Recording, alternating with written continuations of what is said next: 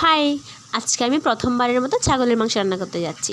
জানি না কেমন হবে, দেখি চলো আমি কিভাবে রান্না করি সেটা তোমাদের সাথে শেয়ার করি। আমি প্রথমে ছাগলের মাংস ভালো করে ধুয়ে আর কুসুম গরম পানি দিয়ে আমি 20 মিনিটের জন্য ভিজিয়ে রেখে দিয়েছি। তোমরা তো দেখেই নিয়েছো সেটা। আর এখন আমি এই পেঁয়াজ আর আদা রসুন ছিলিয়ে নিয়েছি, আর এগুলো এখন এই গ্রাইন্ড করার এই বক্সটাতে গ্রাইন্ড করে নিব। ও হ্যাঁ, আমি আদা রসুন কম নিয়েছি, তার কারণ আমার ফ্রিজে আরও অল্প কিছু আদা রসুন করা ছিল, ব্লাইন্ড করা ছিল, ওই জন্য। আর এখন আমার সবগুলো করা হয়ে গেছে। আর এখন এখানে দিয়ে নিব আমি 2 চা চামচ বাদাম বাটা, আর বাদাম বাটাও দিয়ে নিয়েছি। আর দিয়ে দিব গিয়ে অন্যান্য যা মশলা দেওয়ার সেগুলো দিয়ে দিব। হলুদ গুঁড়ো দিয়ে নিয়েছি, তারপর আমি মরিচের গুঁড়া দিচ্ছি পরিমাণ মতো দিবে। আমি একটু ঝাল ঝাল করব, কষা কষা ঝাল ঝাল করব, তাই মরিচের গুঁড়াটা একটু বেশিই দিয়েছি, তোমরা চাইলে কমিয়েও দিতে পারো। আর আমি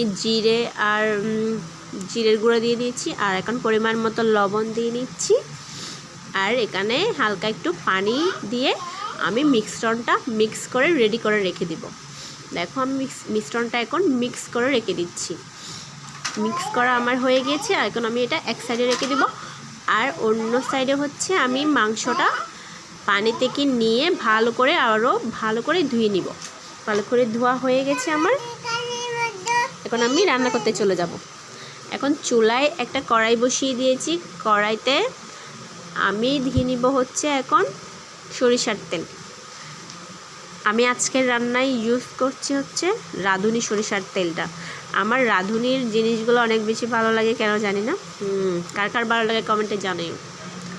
সরিষার তেল দিয়ে নিচ্ছি। আর সরিষার তেল নেওয়ার পরে এখানে আমি দিব এখন এলাচ, দারচিনি, লবঙ্গ। এরপর দিয়ে দিব তেজপাতা। আর এগুলো দিয়ে আমি একটু নেড়ে ছেড়ে নিব, একটু হালকা ব্রাউন ব্রাউন করবো আর কি, ভাজা ভাজা করবো। হ্যাঁ, এরপর এখানে আমি দিয়ে নিব যে মশলাটা আমি মিক্স করে রেখেছি, ওই মশলাটা দিয়ে দিয়েছি।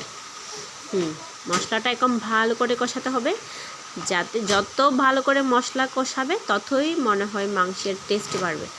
আমার মনে হয় আর কি, আমি যেভাবে রান্না করি আমার মনে হয় মশলাটা ভালো করে কষিয়ে নিলে মাংসটা অনেক বেশি খেতে ভালো লাগে। এখন আমি মশলাটা প্রায় কষানো হয়ে গেছে, তোমরা দেখে নাও। এই পর্যায়ে আসলে দেখো নিচে পোড়া পোড়া লাগছে, তারপর উপরে তেল বেশি বেশি উঠেছে। এই পর্যায়ে আমি কি করব, মশলাটা নেড়ে ছেড়ে ভালো করে এই মাংসগুলি দিয়ে নিব। দেখো আমি মাংসটা দিয়ে ফেলেছি। এরপরে আমি ভালো করে নেড়ে ছেড়ে তারপর হালকা একটু পানি দিয়ে, কারণ আমি মাংসটা কষা কষা করব, তাই পানি বেশি দিই নাই, হালকা একটু পানি দিয়ে নিয়েছি। এরপর ঢাকনা দিতে গিয়ে যেটা হলো দেখো তোমরা, ভুলে আমি ছোট্ট একটা ঢাকনা দিয়ে ফেলছিলাম, পরে এটা আবার চেঞ্জ করে আমি বড় ঢাকনাটা দিয়েছি। আমার এখন ছাগলের মাংস রান্না একদম শেষ। আমি চুলাটা অফ করে দিয়েছি। দেখতে অনেক সুন্দর লাগছে, আমি খাই না, তারপর অনেক সুন্দর লাগছে। দেখতে কেমন লাগছে কমেন্টে জানাও প্লিজ।